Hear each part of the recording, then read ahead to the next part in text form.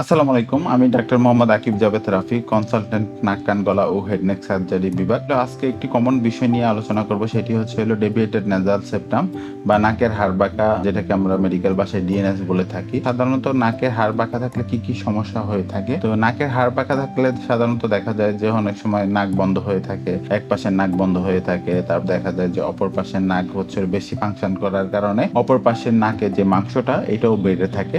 তখন ওইটাকে আমরা হাইপারট্রফি ইনফেরিয়র টার্বিনেট বলে থাকি। তো হলো ডিএনএস হলে আসলে যখন গ্রস ডিএনএস থাকে, গ্রস ডেভিয়েশন থাকে, নাকের হাড্ডিতে অনেক বাঁকা থাকে, তখন সাধারণত অনেক ধরনের সমস্যা তৈরি হয়। যেমন নাক বন্ধ থাকে সব সময়, মুখ দিয়ে নিঃশ্বাস নিতে হয়। দেখা যায় যে রোগী হলো ঘুমানোর সময় দেখা যায় যে প্রপারলি ঘুমাইতে পারে না, তার ঘুমটা ক্লিয়ার হয় না, এবং হলো ঘুমের সময় দেখা যায় যে সে সবসময় নাক ডাকে, এরকম একটা প্রবণতা থাকে। তারপরে আরেকটা ইম্পর্টেন্ট জিনিস, নাকের এই ফাংশনটা ইম্পেয়ারমেন্ট হওয়ার কারণে, নাকের ফাংশনটা অবনতি হওয়ার কারণে দেখা যায় কানের মধ্যেও দেখা যায় যে একটা প্রবলেম হয়ে থাকে। সেটা নাকের কানের যে একটা সংযোগ নালী থাকে, যেটাকে আমরা মেডিকেলের ভাষায় ইউস্টেশন টিউব বলে থাকি, এই ইউস্টেশন টিউবটা প্রপারলি ফাংশন করতে পারে না। তখন দেখা যায় যে ইউস্টেশন টিউবটা বন্ধ হওয়ার কারণে কানে অনেক সময় দেখা যায় যে ফুলনেস হয়ে থাকে, কান বন্ধ হয়ে থাকে। রোগীরা আঞ্চলিক ভাষায় যেটা বলে যে হলো আমার কানে তালা লেগে আছে, এরকম একটা অনুভূতি হয় যে কানে ভার শুনে সে কানে শুনতে পাচ্ছে না। তো এটা নাকের সমস্যার কারণেই অনেকটা হয়ে থাকে। তো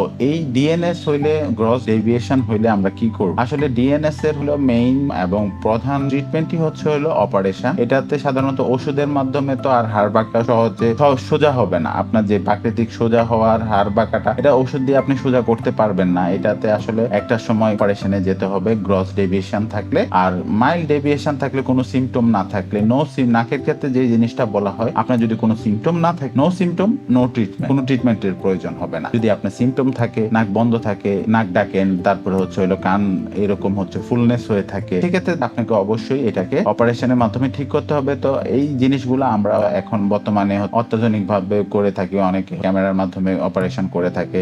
ঠিক আছে, এন্ডোস্কোপিক সাইনাস সার্জারিও করে থাকে। অনেক সময় এই ডিএনএস এর কারণে দেখা যায় যে সাইনাস গুলা ব্লক হয়ে যায়। ব্লক হওয়ার কারণে অনেক সময় দেখা যায় যে সাইনোসাইটিস ডেভেলপ করে, মাথা ব্যথা থাকতে পারে ডিএনএস এর কারণে। তখন হলো আমরা এন্ডোস্কোপিক সাইনাস সার্জারির দিকে আগাই। আর দেখা যায় এই যে ডিএনএস থাকতেছে, যখন নাকের হাড় বাঁকা থাকতেছে, তো আমরা দুই ধরনের অপারেশন করে থাকি। একটা হলো সেপ্টোপ্লাস্টিক করে থাকি, একটা হলো এসএমআর অপারেশন করে থাকি। 16 বছরের পরে অথবা 18 বছরের পরে এই জিনিসগুলা করে থাকি, যখন নাকের হাড়টা পরিপূর্ণভাবে পূর্ণাঙ্গ হয়, ফ্রেমটা যখন পূর্ণাঙ্গ হয়। এর আগে করলে দেখা যায় যে বিভিন্ন ধরনের সমস্যা দেখা দিতে পারে। অনেক সময় দেখা যায় যে নাক বসে যেতে পারে, বিভিন্ন কমপ্লিকেশন হইতে পারে। যাই হোক, তো ডিএনএস এর এই সমস্যাগুলো একমাত্র সমাধান সার্জারি, কারণ এগুলা ওষুধ দিয়ে খুব বেশি একটা উপকারে আসে না। তো এটা গ্রস ডেভিয়েশন থাকলে অবশ্যই এটা সার্জারিতে যেতে হয়, এবং অবশ্যই আপনারা সার্জারিটা অভিজ্ঞ নাক কান গলা বিশেষজ্ঞ ডাক্তার দিয়ে করাবেন, তাহলে সার্জারি কমপ্লিকেশনটা অনেকটা কম হবে। আর হলো নাক ঠিক থাকলে অবশ্যই কান ঠিক থাকবে, কান ঠিক থাকলে অবশ্যই গলা ঠিক থাকবে, একটা আরেকটার সাথে অবশ্যই সম্পর্কিত। ধন্যবাদ সবাই। স্বাস্থ্যই সকল সুখের মূল। তো সবাই ভালো থাকবেন, সুস্থ থাকবেন। আসসালামু আলাইকুম।